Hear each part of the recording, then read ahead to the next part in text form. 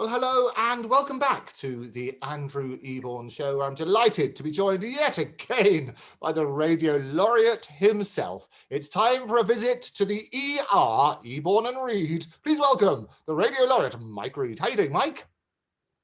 The radiant laureate. I notice your holding picture is Tower Bridge. I don't know whether that says anything about you, but I was just looking at the holding picture then. Of course, it was designed by Horace Jones.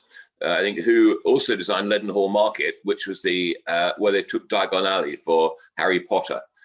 So very interesting. And he also designed a part of Caversham Park, where I did a book on 1,000 Years of Caversham Park. He designed the interior there, which is the blueprint for Leadenhall, and then the blueprint for Diagon Alley and Harry Potter, but also Tower Bridge. So there we are. There's a lot in your holding position there. See, I know probably more in the holding position than the actual show, I would have thought. It's got to Who were you designed by? Oh, absolutely. Well, absolutely. But what I love about Tower Bridge is that wonderful story about somebody coming over and buying what they thought was Tower Bridge, but they ended up buying London Bridge, which apparently is in a desert somewhere now, reassembled stone by stone.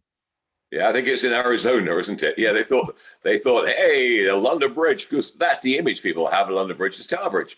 Yeah. And they got their own London Bridge, which wasn't terribly exciting at the time. Didn't have much going for it, really. I mean, Hammersmith Bridge, Chelsea Bridge, far more interesting bridges. It was probably the dullest bridge on that stretch, really. Glorious, I love it. The other thing was you won the prize because you were the first person to spot the backdrop behind me and the connection. Go for it. Oh yeah, no, I spotted the just behind your head there, a part of the Tower of Babel, or a drawing of the Tower of Babel, an imagined drawing of the Tower of Babel, and just near it, of course, were the Hanging Gardens of Babylon. Again, whether they existed or whether they didn't, but Hanging Gardens then weren't as we think of hanging gardens now. It was just tiers of building with trees and growth all over them. So yeah, one of the 7 wonders of the world, Andrew. And the 8th, what's the 8th? There we are, that's a question for you. What's the 8th wonder of the world? Go on then, go on. Is it Mike Read? Taj Mahal, isn't it? I think it's the Taj Mahal. Absolutely. Have you been to the Taj Mahal? I haven't, no. Oh, no, but he was also, talking of music, he was also a band called Taj Mahal, of course. Absolutely. A guy in a band called Taj Mahal. So we could go on forever and minutiae and going around in circles. And back to Boney M, of course, who did Rivers of Babylon, and you've got the Tower of Babel in the background. So yeah, the 6 degrees of separation. That's what happens. 6 degrees of Kevin Bacon. That's what they always say, isn't it? Always a thrill. Talking of rhyming and poetry, and what a wonderful segue that would be. What do you have for us today, Radio Laureate?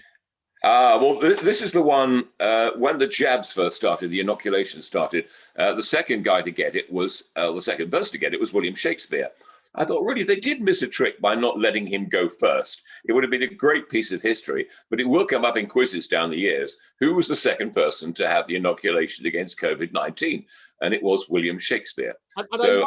What does it say about waiting lists and things like that? You know, and who got the jab after several centuries? William Shakespeare got his. So it's always a thrill. Well, it's extraordinary. Okay. So this is Shakespeare, William Shakespeare, the new one, going along for his jab. Yes, I'm William Shakespeare. Oh, look, it's the patient's book. Where do we sign our monikers? After me is Titus Andronicus. And we debated that if the first person to be vaccinated was patient 1A, am I to be or not to be? I can't remember, but it is December, and this is an historic winter's tale. It's like a pre-Christmas medical sale. By that, I mean, is the vaccine in A Midsummer Night's Dream? I prefer a jab to a tablet, and yes, I live in a hamlet. It's on me card. No, it's not too far from the bard. Is this a needle I see before me, the handle toward my hand? Come, let me clutch thee. I have thee not, and yet I see thee still. Is there a bill? Oh, I see the vaccine's free. Who made it? Pfizer? Do I still have to wear my visor or face mask? Just thought I'd ask. I don't need a pre-med or hypnosis. I'm happy to take the second of 800,000 doses. And it's no worse than a visit to the dentist or writing The Tempest. No terrors. If anything, it was a comedy of errors. It was a pleasure, and measure for measure, do we all get the same amount of vaccine? I'm not bluffing. It's much ado about nothing. I'm not scared of needles and pins. Are you vaccinating the merry wives of Windsor? Thank goodness the jab was in the arm, so no harm. I was worried about having a pain in my Coriolanus or bottom, which would have been rotten, as you may have worried about your Titania.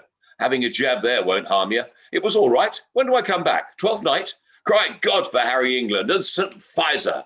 Hey, we love it. There you go. And it writes itself, this script, doesn't it? You can have, what, 2 gentlemen of Corona. You can have the taming of the flu, you know, William. Yeah, you've been thinking about this. No, I love my favourite would be like exit followed by a bear.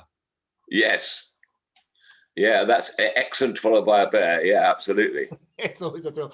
Yeah, brilliant. No, Taming of the Flu. I like Taming of the Flu. I use that if I rewrite it. Absolutely, absolutely. Always a joy. Mike, always a pleasure. Thank you very much for joining me. Thank you. Thank you.